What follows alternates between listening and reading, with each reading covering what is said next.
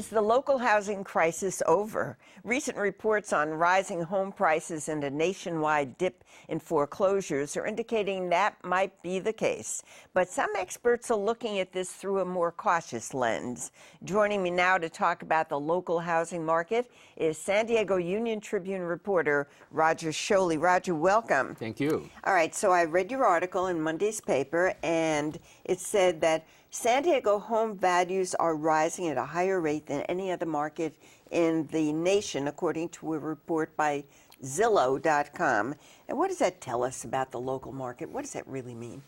Well, it tells us something we've known for some years, and that is San Diego is leading the market nationally on housing prices. We went down first among most of the metro areas, and we seem to be bottoming out and maybe coming out of it first. But there seems to be a difference between housing prices and home values. Right. What's the difference? Well, the prices are what people buy and sell today. Values are what the homes are all worth, whether they're being sold or not. So the people who are selling now are generally selling because they have to sell, whereas people who are owning and aren't selling are holding back. And I've often thought lately that there's quite a buildup of people who should be selling now because they've been in their houses 10 years or something. They want to move on, but they're afraid that the prices are not going to be high enough for them to get. So the values are going one way and the prices are going another way, and they should be going in tandem. But they're not. Well, I'm referring now to a story that you wrote about how San Diego County resale house prices did rise 14.7% in the first quarter to a median of $370,000. Right. Now, what's so strange about this is that the prices reflect what's going on right now. So if there are a lot of low prices going out, then the median would be low. If there are a lot of more higher priced homes being sold, then the median would go up. So it reflects what they call a market mix of what's being sold any given month.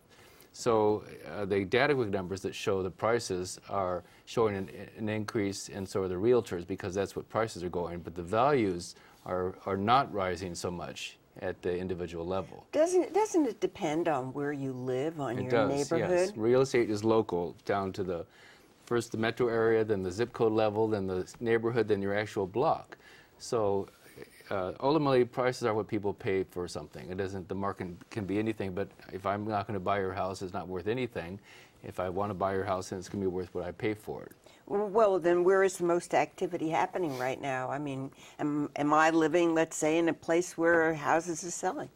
The most activity is in the lower end, around the median of around $360,000 home prices. Anything under $300,000 is selling just in 2 days. In multiple bids, people are overbidding each other to try and buy these starter homes. The investors are edging out the owner-occupants.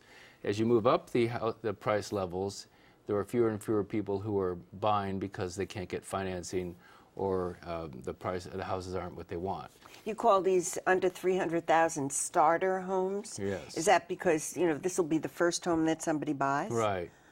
Does it have anything to do, for example, for foreclosures? I see that the Bank of America sent out hundreds of letters to delinquent homeowners in North San Diego and notifying them that their houses would be put up for auction. What impact would that have on the market?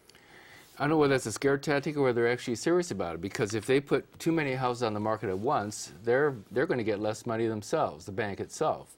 So the last year or two, the banks have been very careful about how many homes they put on the market at any given time. So they may be scaring people to get with it and pay their mortgages or whatever. There's a problem of what they call strategic defaults, where people could pay it, they just won't. So I imagine that some banks, maybe Bank of America, want to be a little bit more tough with people. Explain that part about it. People could pay their mortgages, and they but won't? What would be the reason? Well, if you bought the house for $600,000 and you're paying $3,000 a month, and your neighbor sold their house or went through foreclosure and now it was selling for $300,000, how many years will that house take to get back up to your $600,000 level?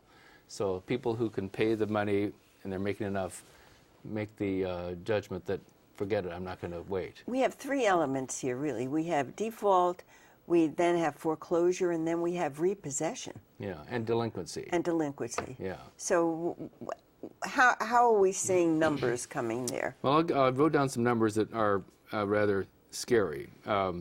42% of homes are underwater in San Diego County. Meaning that they're worth less than their mortgages. Right. 12% are delinquent. So there's a certain portion of people who are paying even though their homes are worth less than what they paid for or their mortgages. And other people are just not paying at all. So you've probably heard stories about neighbors and people who are just not paying their mortgages. They wait around 6 months, a year sometimes, and the banks never call them. And I hope they've saved the money and not spent it on something. But so they're the delinquent people. Eventually the banks will put you into default and then foreclosure. And so what does this all mean for San Diego's housing market? Well, in spite of all that bad news, as you said, the prices are going up, values are edging up a little bit, the economy is improving slightly, unemployment may be going down a little bit. So little by little, some of these early signs of recovery are starting to develop in San Diego. And because our economy is somewhat stronger than other places, by the end of the year, many people think we should be out of the woods, not going up. They call it an L-shaped recovery. In other words, it's gone down, but it's not going to go up. It's going to go flat for some time. Well, thank you very much, Roger Showley. You're welcome.